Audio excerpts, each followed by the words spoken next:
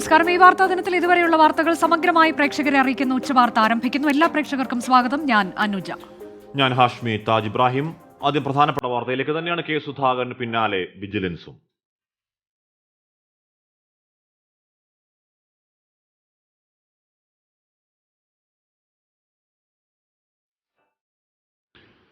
K P C president K സുധാകരനെതിരെ vigilance നീക്കം. സുധാകരന്റെ ഭാര്യയുടെ ശമ്പള വിവരങ്ങൾ തേടി വിജിലൻസ് നോട്ടീസ് അയച്ചു. 2021 മുൻ ഡ്രൈവർ നൽകിയ പരാതിയിലാണ് പ്രാഥമിക അന്വേഷണം തുടങ്ങിയത്. വിജിലൻസ് അന്വേഷണത്തെ സംബന്ധിച്ച വാർത്ത സുധാകരൻ തന്നെയാണ് വെളിപ്പെടുത്തിയത്. നിലവിലുള്ള കേസുകൾക്ക് പുറമെ തനിക്കെതിരെ വിജിലൻസ് അന്വേഷണം ആരംഭിച്ചതായി KPCC അധ്യക്ഷൻ കെ സുധാകരൻ തന്നെയാണ് മാധ്യമങ്ങളെ അറിയിച്ചത്. എൻ്റെ സാമ്പത്തിക കാര്യങ്ങളെക്കുറിച്ചുള്ള അന്വേഷണം ആരംഭിച്ചിട്ടുണ്ട്. ഇപ്പം വന്നിരിക്കുന്നത് കാലിക്കറ്റിൽ നിന്ന് മറ്റുള്ള ഒരു പോലീസ് ഡിപ്പാർട്ട്മെൻറ്റിൽ ഇൻ്റലിജൻസ് ഡിപ്പാർട്ട്മെൻറ്റാണ്. നോട്ടീസ് എനിക്കല്ല, നോട്ടീസ് അവൾ പഠിപ്പിച്ച സ്കൂളിലെ പ്രിൻസിപ്പളിന് കിട്ടിയിട്ടുണ്ട്. Kozhikode vigilance superintendent Kannur Kadachira high school പ്രിൻസിപ്പലിന് അയച്ച നോട്ടീസിൽ കെ സുധാകരന്റെ ഭാര്യയുടെ ശമ്പളം, DA അടക്കമുള്ള വിശദ വിവരങ്ങളാണ് തേടിയിരിക്കുന്നത്. 2001 ജനുവരി 1 മുതലുള്ള വിവരങ്ങളാണ് വിജിലൻസ് ആവശ്യപ്പെട്ടിരിക്കുന്നത്. സുധാകരന്റെ മുൻ ഡ്രൈവർ പ്രശാന്ത് ബാബു നൽകിയ പരാതിയിലാണ് അന്വേഷണം. കെ കരുണാകരൻ സ്മാരക ട്രസ്റ്റ് എന്ന് പറഞ്ഞുകൊണ്ട് ആ സ്കൂൾ ചർക്കൽ രാജാസ് സ്കൂൾ ഏറ്റെടുക്കാൻ അതിന് പണം ആവശ്യമാണ് എന്ന് പറഞ്ഞുകൊണ്ട് കോൺഗ്രസിനോട് ആഭിമുഖ്യമുള്ള വിദേശത്തുള്ളവരിൽ നിന്നും മറ്റ് വ്യവസായികളിൽ നിന്നും അദ്ദേഹം പണം പിരിച്ചെടുത്തു. എന്നിട്ട് ആ പണം കെ കരുണാകരൻ്റെ വില ട്രസ്റ്റിന് വേണ്ടി ഉപയോഗപ്പെടുത്തിയില്ല. അന്വേഷണവുമായി സഹകരിക്കുമെന്നും കള്ളപ്പണം കണ്ടെത്തിയാൽ ശിക്ഷ ഏറ്റുവാങ്ങാനും തയ്യാറാണെന്നും കെ സുധാകരൻ പ്രതികരിച്ചു. 24 ഡൽഹി. കേരളത്തിലെ CPIM നേതൃത്വത്തിനും കേന്ദ്ര നേതൃത്വത്തിനും രണ്ട് നിലപാടാകാമെന്ന് AICC general secretary KC Venugopal. സംസ്ഥാനത്ത് കോൺഗ്രസ് നേതാക്കൾക്കെതിരെ രാഷ്ട്രീയ വേട്ടയാടലുകൾ തുടരുകയാണെന്ന് KC വേണുഗോപാൽ പറഞ്ഞു. ഇത് BJPയും നരേന്ദ്രമോദിയും സുഖിപ്പിക്കാൻ വേണ്ടിയാണെന്നും KC വേണുഗോപാൽ വിമർശിച്ചു. BJP സംസ്ഥാന പ്രസിഡന്റിനെതിരെ എന്തുകൊണ്ട് കേസ് മുൻപോട്ട് കൊണ്ടുപോകാത്തതെന്നും KC വേണുഗോപാൽ ചോദിച്ചു. ഇങ്ങനെയല്ല രാഷ്ട്രീയം കൈകാര്യം ചെയ്യേണ്ടത്. എനിക്ക് മനസ്സിലാവുന്നില്ല, ഇത് എന്ത് കമ്മ്യൂണിസമാണെന്ന് എനിക്ക് മനസ്സിലാവുന്നില്ല. അവർ വിചാരിക്കുന്നുണ്ട് ഇങ്ങനെ കുറേ കേസിൽപ്പെടുത്തിയാൽ കോൺഗ്രസ് പെട്ടിമടക്കി മതിയാക്കി പോകുന്നു. അവർക്ക് മനസ്സിലാക്കാൻ പോകുന്നേ ഉള്ളൂ. ഇത് 10 മടങ്ങ് ശക്തിയായിട്ട് ജനങ്ങളോടൊപ്പം നിന്നുകൊണ്ട് കോൺഗ്രസിനെയൊക്കെ ചെറുത്തു തോൽപ്പിക്കും. അതിനുള്ള ശക്തി കേരളത്തിലെ കോൺഗ്രസിനുണ്ട്. ഇത്തരം ഏകപക്ഷീയമായിട്ടുള്ള വേട്ടയാടലുകൾ പൊതുജന മനസാക്ഷിയുടെ മുമ്പിൽ ഞങ്ങൾക്ക് കൂടുതൽ കരുത്തു പകരും, ധാർമ്മികതയും പകരും. KPC അധ്യക്ഷൻ കെ സുധാകരന്റെ മാനനഷ്ട കേസ് നേരിടുമെന്ന് CPIM സംസ്ഥാന സെക്രട്ടറി MV ഗോവിന്ദൻ. കോടതി ശിക്ഷിച്ച കുറ്റവാളിയെ അടുത്ത സുഹൃത്തെന്നാണ് സുധാകരൻ വിശേഷിപ്പിക്കുന്നത്. ഓലപ്പാമ്പ് കാട്ടിയാൽ ഭയന്നു പോകുന്ന പ്രസ്ഥാനമല്ല CPIM-ഉം ദേശാഭിമാനിയും. ജനങ്ങളുടെ മുന്നിൽ KPCC അധ്യക്ഷൻ പരിഹാസ്യനായി നിൽക്കുകയാണ്. തട്ടിപ്പ് കേസിൽ തെളിവുകളെല്ലാം സുധാകരനെതിരാണ്. VD സതീശൻ കെ സുധാകരനെ പിന്തുണയ്ക്കുന്നത് തനിക്കും ഇതേ ഗതി വരുമെന്ന് കരുതിയാണെന്നും MV ഗോവിന്ദൻ പരിഹസിച്ചു. 3 ജീവപര്യന്തം, 35 വർഷം കഠിന തടവ്, 5 ലക്ഷത്തിലധികം പിഴ. ആ വിധി വന്ന് 3ാമത്തെ ദിവസമാണ് കണ്ണൂരിൽ പത്രസമ്മേളനം വെച്ച് ഈ വിവരം ലോകത്തോട് സുധാകരൻ വിളിച്ചു പറഞ്ഞത്. എൻ്റെ ഏറ്റവും അടുത്ത മിത്രമാണെന്ന്. ഞാൻ നിർദ്ദേശിച്ച എല്ലാ സഹായങ്ങളും എനിക്ക് ചെയ്തു തന്നിട്ടുണ്ട് എന്നും പറഞ്ഞത് ഞങ്ങളാരും പറഞ്ഞതല്ല. ഞങ്ങൾ അത്രയും ഇതുവരെ പറഞ്ഞില്ല. എന്നിട്ട് എനിക്കെതിരായിട്ടും ദേശാഭിമാനിക്കെതിരായിട്ട് കേസ് കൊടുക്കുമെന്നല്ല പറഞ്ഞു.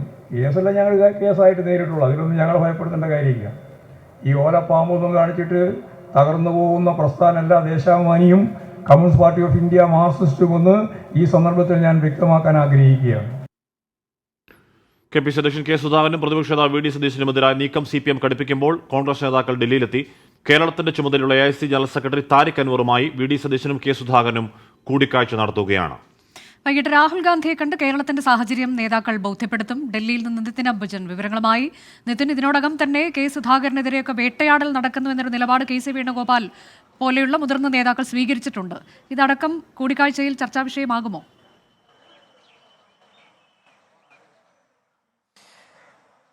അനുജ, തീർച്ചയായും. കാരണം ഇപ്പോഴത്തെ സാഹചര്യം കൃത്യമായി തന്നെ ഹൈക്കമാൻഡിനെ ബോധിപ്പിക്കാൻ തന്നെയാണ് പ്രതിപക്ഷ നേതാവ് കെ സുധാകരനും പ്രതിപക്ഷ നേതാവ് VD സതീശനും KPC അധ്യക്ഷൻ കെ സുധാകരനും ഡൽഹിയിലെത്തിയത്. നിലവിലിപ്പോൾ AICC ജനറൽ സെക്രട്ടറി താരിഖ് അൻവറുമായി കൂടിക്കാഴ്ച നടത്തുകയാണ്. ഈ കൂടിക്കാഴ്ചയ്ക്ക് ശേഷം വൈകിട്ട് 4:30 രാഹുൽ ഗാന്ധിയുമായി കൂടിക്കാഴ്ച നടത്തും.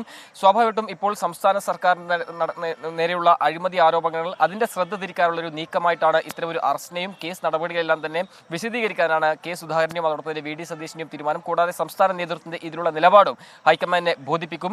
എന്തായാലും ഇതിനകം തന്നെ കെ സുധാകരൻ വ്യക്തമാക്കിയിരുന്നു ഇത് രാഷ്ട്രീയപ്രേരിതമായ കേസാണ്. കേസിനെ നേരിടുമെന്ന് വ്യക്തമാക്കിയത്. സ്വാഭാവികമായിട്ടും ഇപ്പോഴത്തെ സാഹചര്യത്തിൽ എത്തരത്തിലാണ് കേസുകൾ മുന്നോട്ട് പോകുന്നത്, ആ കേസിനെ പറ്റിയുള്ള വിശദമായ ഒരു വിശദാംശങ്ങൾ ഹൈക്കമാൻഡ് നേതൃത്വത്തെ ധരിപ്പിക്കും. എന്തായാലും വൈകിട്ട് രാഹുൽ ഗാന്ധിയുമായി കൂടിക്കാഴ്ച നടക്കുന്നുണ്ട്. ഇതിൽ ഏറ്റവും പ്രധാനപ്പെട്ട കാര്യം, ഈ കേസ് അറസ്റ്റ് രേഖപ്പെടുത്തിയതിന് പിന്നാലെ തന്നെ കെ സുധാകരൻ രാജ്യസന്നദ്ധ അറിയിച്ചിരുന്നു. സ്വാഭാവികമായിട്ടും അത്തരമൊരു ആവശ്യം ഇന്നും ഹൈക്കമാൻഡിന് മുന്നിലാക്കി തന്നെ പ്രകടിപ്പിക്കുമോ എന്ന് തന്നെയാകും അറിയേണ്ടത്. അങ്ങനെയാണെങ്കിൽ എന്താകും അതിൽ ഹൈക്കമാൻഡ് നിലപാടും എന്നതും ശ്രദ്ധേയമാകും. അതടക്കമുള്ള കാര്യങ്ങൾ രാഹുൽ ഗാന്ധിയുമായുള്ള കൂടിക്കാഴ്ച മാത്രമേ വ്യക്തമാവുകയുള്ളൂ. ഇപ്പോഴും താരിഖ് അൻവറുമായുള്ള കൂടിക്കാഴ്ച നടക്കുകയാണ്. നേരത്തെ തന്നെ കെ സുധാകരൻ മാറി നിൽക്കണം എന്നാവശ്യപ്പെട്ടുകൊണ്ട് ചില MP-മാർ ഏതാനും മാസങ്ങൾക്ക് മുമ്പ് രംഗത്ത് വന്നിരുന്നു. അതിൽ ചില MP-മാർ ഇപ്പോഴും ആ ഒരു ആവശ്യത്തിൽ ഉറച്ചു നിൽക്കൊണ്ട് സ്വാഭാവികമായിട്ടും അതിൽ MP-മാരുടെ അടക്കം നിലപാട് വൈകാതെ തേടുമെന്നാണ് മനസ്സിലാക്കാൻ സാധിക്കുന്നത്. നിതിൻ അംബുജനാണ് വാർത്തയുടെ വിവരങ്ങൾ നൽകിയത്. മണിപ്പൂരിൽ നിലപാട് കടുപ്പിച്ച് സൈന്യം.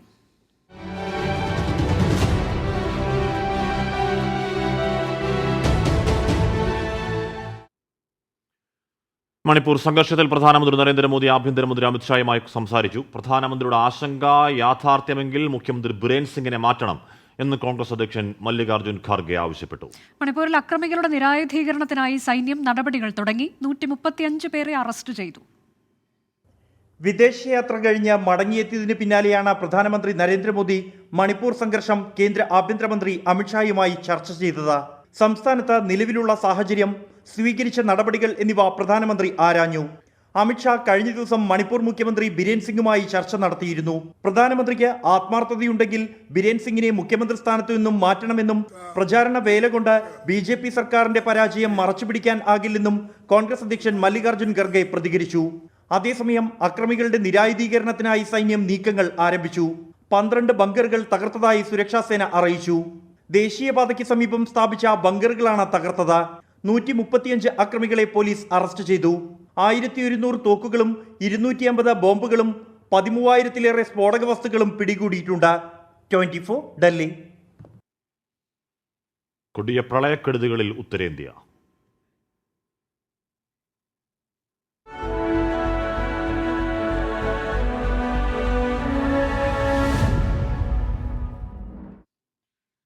വടക്കുകിഴക്കൻ സംസ്ഥാനങ്ങളിൽ മഴ ശക്തം. ഹിമാചൽ പ്രദേശിൽ മേഘവിസ്ഫോടനവും മിന്നൽ പ്രളയവും ഉണ്ടായി.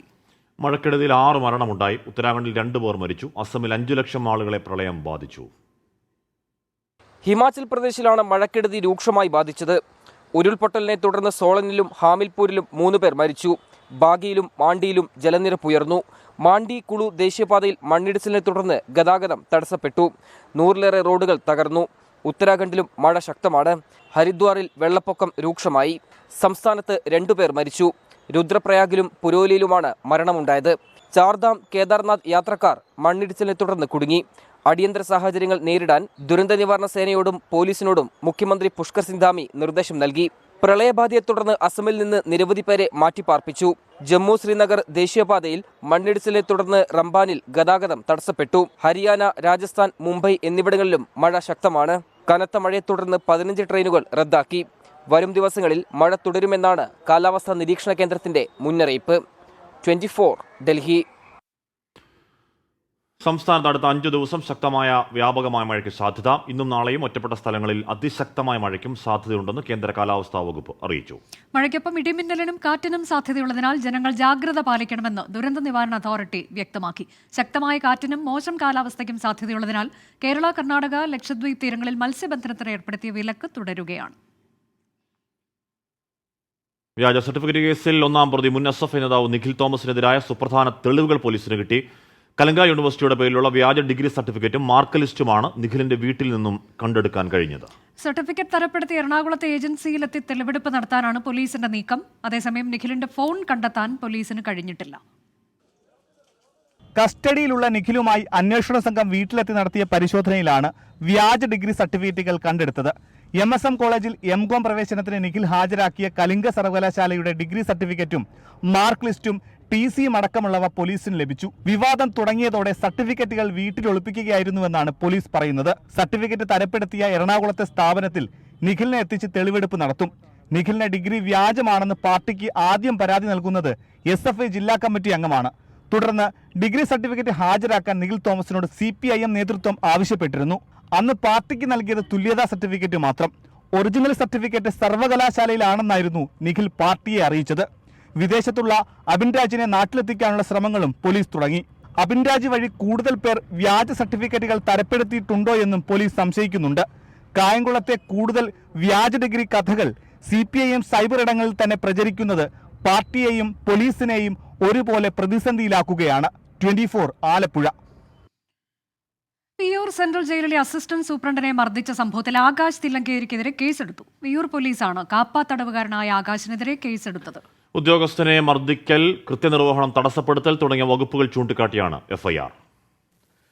വിയ്യൂർ സെൻട്രൽ ജയിലിൽ ഇന്നലെ ഉച്ചയ്ക്കാണ് ആകാശ് തില്ലങ്കരിയുടെ നേതൃത്വത്തിൽ അസിസ്റ്റന്റ് ജയിൽ സൂപ്രണ്ട് രാഹുലിനെ മർദ്ദിച്ചത്. ഇതേ തുടർന്നാണ് കാപ്പ തടവുകാരനായ ആകാശ് തില്ലങ്കരിക്കെതിരെ കേസെടുത്തത്.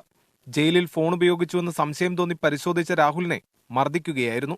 കഴുത്തിനും നെഞ്ചിനും പരിക്കേറ്റ ഉദ്യോഗസ്ഥൻ തൃശൂർ മെഡിക്കൽ കോളേജിൽ ചികിത്സ തേടി.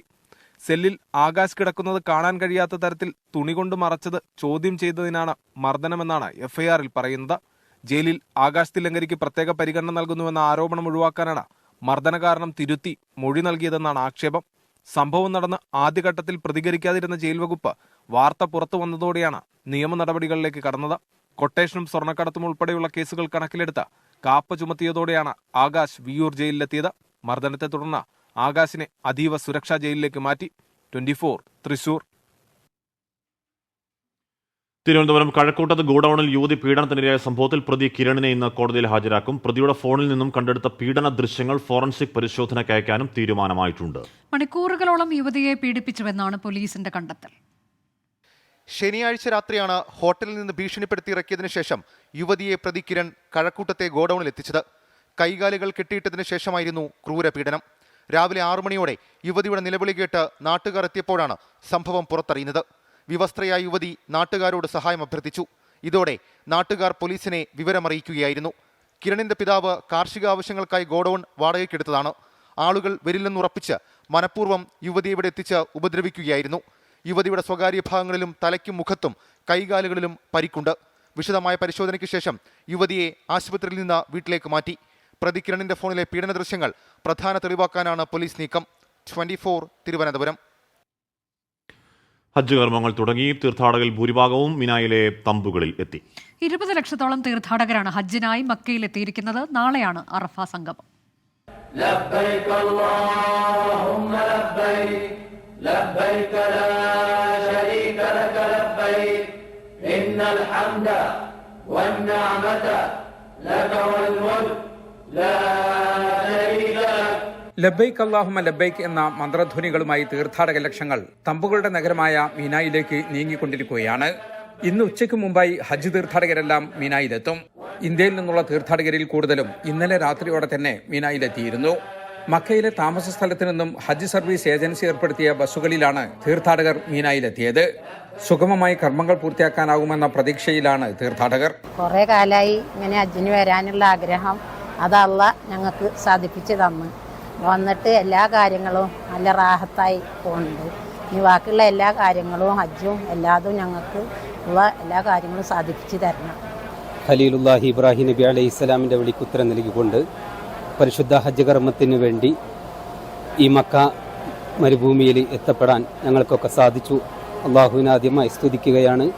ഇതുപോലെ ഞങ്ങളുടെ അമലുകൾ മുഴുവനും പൂർത്തിയായി ശുദ്ധിയോടുകൂടെ ചെറിയ ഉമ്മപറ്റവും കുട്ടിയെപ്പോലെ ആ ദിവസത്തിനെ പോലെയായി മടങ്ങാൻ അള്ളാഹു ഞങ്ങൾക്കും അതുപോലെ ഞങ്ങൾക്ക് വേണ്ടി പ്രവർത്തിക്കുന്ന മുഴുവൻ ആളുകൾക്കും അള്ളാഹു തൗഫീക്ക് നൽകട്ടെ എന്ന് ദുആ ചെയ്യുകയാണ്.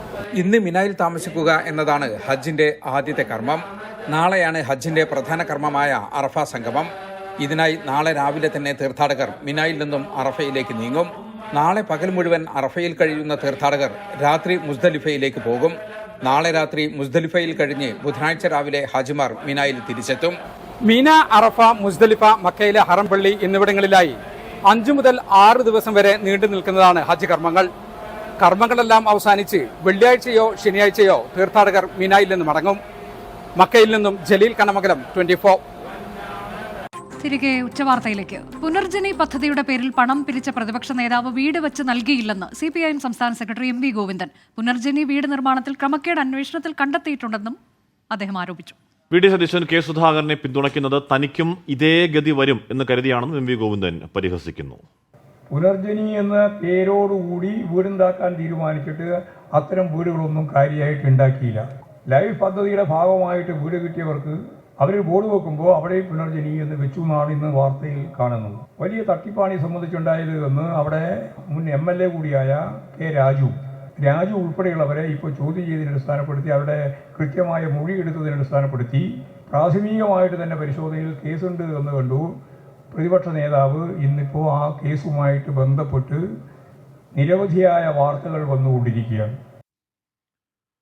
ലോക്സഭാ തെരഞ്ഞെടുപ്പ് പ്രവർത്തനങ്ങൾക്ക് തുടക്കം കുറിച്ച് ബി ജെ പിയുടെ A+ മണ്ഡലമായ തിരുവനന്തപുരത്ത് ദേശീയ അധ്യക്ഷൻ JP നഡ്ഡ എത്തി.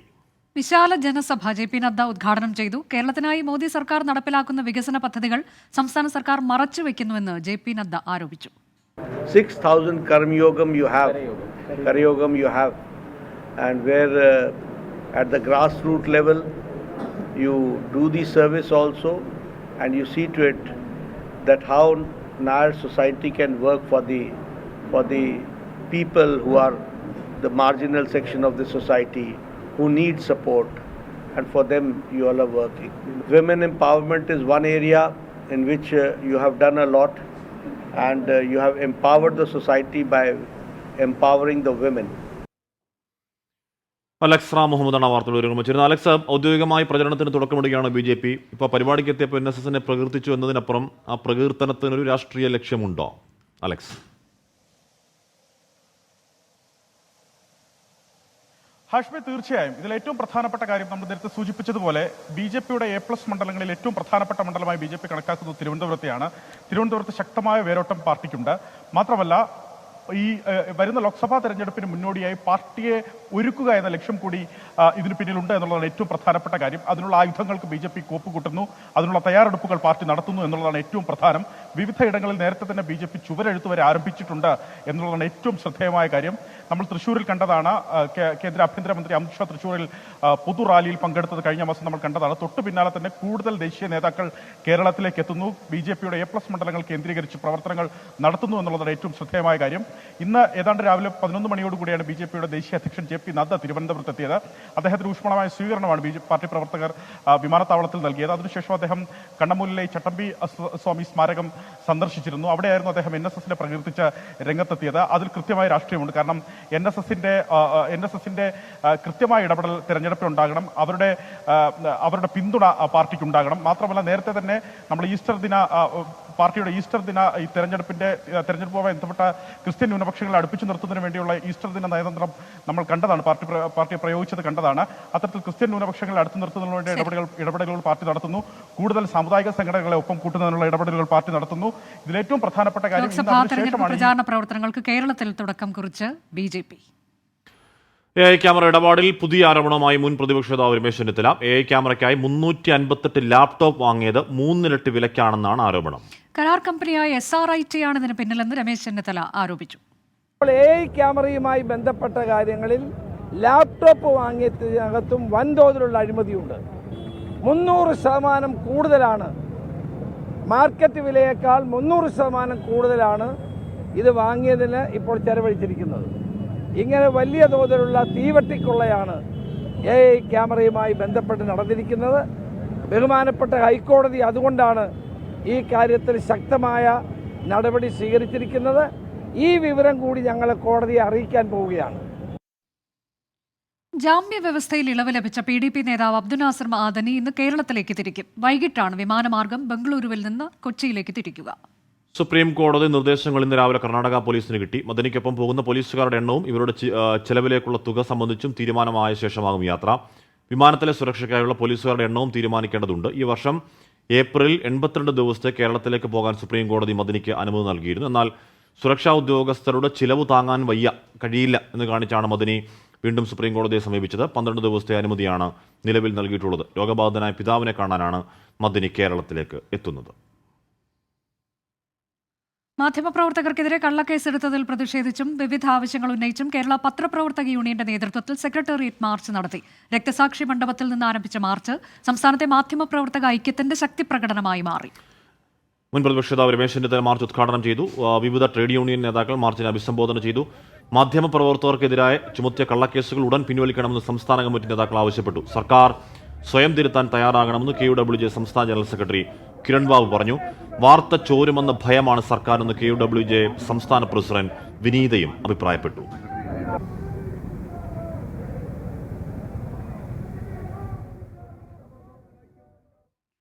കോട്ടയം തിരുവാർപ്പിൽ മാധ്യമപ്രവർത്തകനെ മർദ്ദിച്ച CITU CPIM പ്രവർത്തകർക്കെതിരെ കേസെടുത്ത് പോലീസ്. ബസ്സിന് മുന്നിൽ കൊടിനാട്ടിയ സംഭവവുമായി ബന്ധപ്പെട്ട വാർത്ത റിപ്പോർട്ട് ചെയ്യുന്നതിനിടെ ഇന്നലെയാണ് മർദ്ദനമുണ്ടായത്. മർദ്ദനത്തിൽ കേൾവിക്ക് തകരാർ സംഭവിച്ച മാതൃഭൂമി പത്രത്തിന്റെ പ്രാദേശിക ലേഖകൻ SD റാം ചികിത്സയിൽ തുടരുകയാണ്. കൂലി വർധനവ് നടപ്പാക്കാത്തതിനെ തുടർന്ന് സ്വകാര്യ ബസ്സിന് മുന്നിൽ CITU ആരംഭിച്ച സമരം ഇന്നലെയാണ് അവസാനിപ്പിച്ചത്. സമരം കഴിഞ്ഞ് പ്രവർത്തകർ മടങ്ങുന്നതിനിടെയാണ് മാതൃഭൂമി പത്രത്തിന്റെ കുമരകം ലേഖകൻ SD റാമിനെ ഒരു കൂട്ടം CITUകാർ സംഘം ചേർന്ന് മർദ്ദിച്ചത്.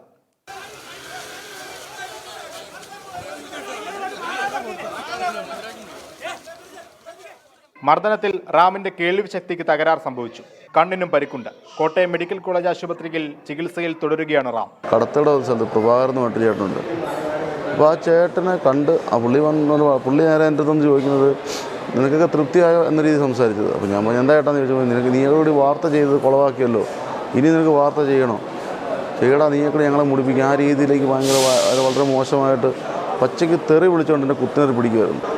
അദ്ദേഹം കുത്തിനേറി പിടിക്കുകയും ഒരുപാട് പേര് എന്നാണെന്ന് വെച്ചാൽ ആളുകൾ ഓടി വന്നപ്പോൾ ഇയാൾ എനിക്ക് എൻ്റെ ചെവിക്കൽ തീർത്തായിരുന്നു അടിക്കുമായിരുന്നു. ബസ് ഉടമയ്ക്ക് അനുകൂലമായും പാർട്ടിക്കെതിരായും വാർത്ത നൽകിയെന്ന് ആരോപിച്ചായിരുന്നു ആക്രമണം. സംഭവത്തിൽ കണ്ടാലറിയാവുന്ന 4 CITU CPM പ്രവർത്തകർക്കെതിരെയാണ് കുമരകം പോലീസ് കേസെടുത്തിരിക്കുന്നത്. ബസ് ഉടമ രാജ്മോഹനെ മർദ്ദിച്ച CPM ജില്ലാ കമ്മിറ്റി അംഗം KR അജയ്യെ ജാമ്യത്തിൽ വിട്ടു. 24 കോട്ടയം. ജൂലൈ മാസം സർചാർജ് ഏർപ്പെടുത്താൻ വൈദ്യുതി ബോർഡ് തീരുമാനം. യൂണിറ്റിന് 10 പൈസ നിരക്കിലാകും സർചാർജ്. ഇത് സംബന്ധിച്ച ഉത്തരവ് ഉടൻ പുറത്തിറങ്ങും. ഇതോടെ സർചാർജ് നിരക്ക് യൂണിറ്റിന് 19 പൈസയായി ഉയരും. കേന്ദ്ര ചട്ടഭേദഗതി അനുസരിച്ച് ഓരോ മാസവും വൈദ്യുതി ബോർഡിന് നേരിട്ട് സർചാർജ് ഏർപ്പെടുത്താം. ഇത് പരമാവധി 10 പൈസ വരെയാക്കി റെഗുലേറ്ററി കമ്മീഷൻ ഉത്തരവിറക്കിയിരുന്നു. ഈ അധികാരം ഉപയോഗിച്ചാണ് ബോർഡ് സർചാർജ് ഏർപ്പെടുത്തുന്നത്. ജൂൺ മാസവും യൂണിറ്റിന് 10 പൈസ സർചാർജ് ഏർപ്പെടുത്തിയിരുന്നു. ഇതിൻ്റെ കാലാവധി ജൂൺ 30-ന് അവസാനിക്കും. എന്നാൽ ജൂലൈ മാസത്തിലും സർചാർജ് ഈടാക്കാനാണ് ബോർഡ് തീരുമാനം. ഈ മാസത്തിലേതുപോലെ യൂണിറ്റിന് 10 പൈസ നിരക്കിലാകും സർചാർജ് ഏർപ്പെടുത്തുക. നിലവിൽ റെഗുലേറ്ററി കമ്മീഷൻ യൂണിറ്റിന് 9 പൈസ നിരക്കിൽ സർചാർജ് ഈടാക്കുന്നുണ്ട്. ബോർഡിൻ്റെ സർചാർജ് കൂടിയാകുന്നതോടെ 19 പൈസ യൂണിറ്റിന് അധികമായി ഉപഭോക്താക്കൾ നൽകണം. പുറത്തുനിന്ന് വൈദ്യുതി വാങ്ങാൻ റെഗുലേറ്ററി കമ്മീഷൻ അനുമതി നൽകിയതിനേക്കാൾ കൂടിയ തുക ചെലവാകുമ്പോഴാണ് സർചാർജ് ഈടാക്കുന്നത്. 24 തിരുവനന്തപുരം. ഇതോടെ ഉച്ചവാർത്ത പൂർണ്ണമാകുന്നു.